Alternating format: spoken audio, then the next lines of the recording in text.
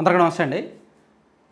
Telugu Desam party కూటమి ప్రభుత్వం అధికారంలోకి వచ్చి 9 నెలలు దాటింది, 10వ నెల వస్తుంది. సో ఇంకా వైఎస్ఆర్ కాంగ్రెస్ పార్టీ 5 ఏళ్ల హయాంలో కొన్ని ఇన్సిడెంట్లు మిస్టరీగా మారాయి.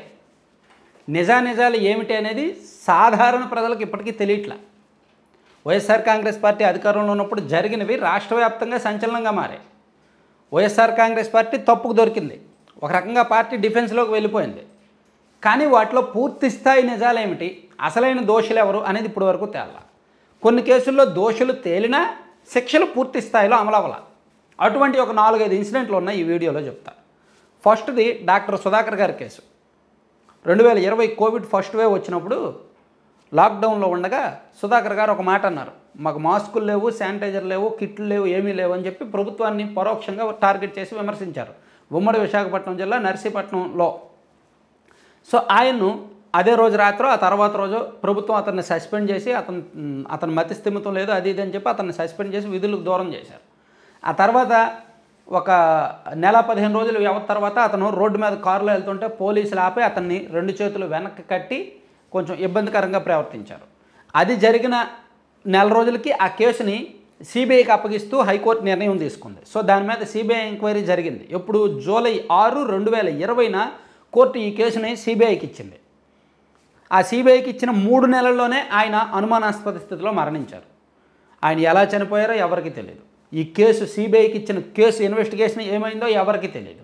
ఆయన ఎవరైనా చంపేశారా, ఆయనే చనిపోయారా, లేదా అసలు నిజంగా ఆయన చేసిన తప్పు ఏంటి, ఆయన ఎవరు సస్పెండ్ చేశారు, ఎందుకు సస్పెండ్ చేశారు, ఆయన కుటుంబం పరిస్థితి ఏంటి ఎవరికి తెలియదు. ఇప్పటికీ కూడా రాష్ట్రం మొత్తం తెలిసిన కేసు, కానీ వాస్తవం ఏంటో తెలియదు, దోషులు ఎవరో తెలియదు. మరి ఎప్పుడు తెలుస్తారు? ఎందుకు ఆ కేసు మీద ప్రత్యేకమైన కమిషన్ వేయకూడదు విచారణ కోసం? ఎందుకు వాస్తవాలు బయటకు తెలియనివ్వకూడదు? అప్పట్లో దళిత డాక్టర్ అని చెప్పి తెలుగుదేశం పార్టీ వాళ్ళు పొలిటికల్గా వాడుకున్నారు ఆ కేసుని. ఎందుకని వాస్తవాలు బయటకు తెలియకూడదు ఒకసారి ఆలోచించాలి. అలాగే మరో ఇన్సిడెంట్ రేపల్లె కాన్స్టిట్యున్సీలో అనుకుంటా, అమర్నాథ్ గౌడ్ 2023లో జరిగింది ఈ ఇన్సిడెంట్. సో ఈ ఇన్సిడెంట్ను కూడా సాధ్యమైనంతగా తెలుగుదేశం పార్టీ, అంటే అప్పట్లో వైసీపీ వాళ్ళు చాలా ఘోరం. వెంకటేశ్వర్ రెడ్డి అనే ఒక యువకుడు ఈ అమర్నాథ్ గౌడ్ వాళ్ళ అక్కని వేధిస్తుంటే అమర్నాథ్ గౌడ్ వెళ్ళి అడిగినందుకు ఆ బాలుడి మీద పెట్రోల్ పోసి తగలబెట్టాడు. చాలా దారుణమైన ఇన్సిడెంట్, చాలా క్రూరమైన ఇన్సిడెంట్. దాంతో అప్పుడు ఆ వెంకటేశ్వర రెడ్డిని ఆ బ్యాచ్ని అరెస్ట్ చేశారు. అరెస్ట్ చేసి 2 నెలలు తిరగకముందే మళ్ళీ బెయిల్ ఇచ్చేశారు. బెయిల్ ఇచ్చిన తర్వాత వాళ్ళ ప్రవర్తనలో మార్పు రాలేదు.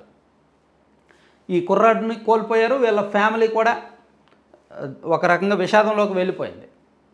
సో ఇప్పుడు కూటమి ప్రభుత్వం అధికారంలోకి వచ్చింది. బీసీలను కాపాడుతాము, బీసీల రక్షణ చట్టం తీసుకొస్తామన్నారు. మరి ఈ అమర్నాథ్ గౌడ్ విషయంలో వాళ్ళు బెయిల్ మీద బయటకు తిరుగుతున్నారు కదా, ఆ కేసులో దోషులకు శిక్ష ఎప్పుడు పడుతుంది? ఎందుకని ఫాస్ట్ ట్రాక్ కోర్టులు పెట్టకూడదు? సాధ్యమైనంత త్వరగా విచారణ ఎందుకు పూర్తి చేయకూడదు? రాష్ట్రం మొత్తం తెలిసిన ఇన్సిడెంటే కదా, ఒక బీసీ బిడ్డ బలైన ఇన్సిడెంటే కదా.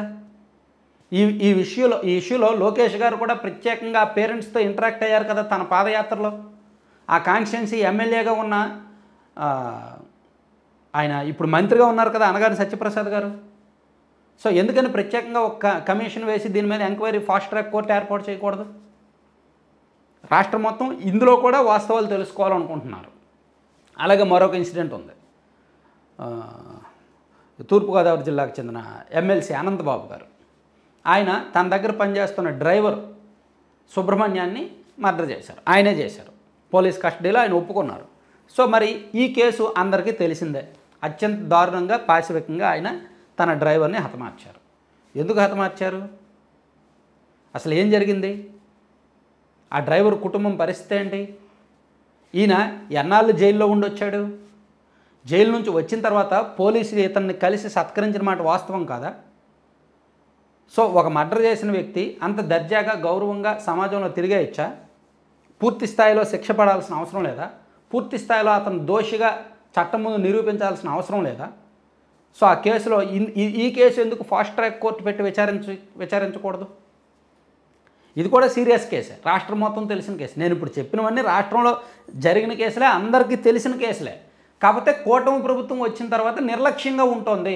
ఈ కేసుల విషయంలో నిజానిజాలు తెలిసి దోషులకు శిక్షలు పడేలా ప్రభుత్వం కూడా స్పీడప్ చేయట్లేదు ఇన్సిడెంట్లు. ఇంకొక విషాదకరమైన ఇన్సిడెంట్ చెప్తాను.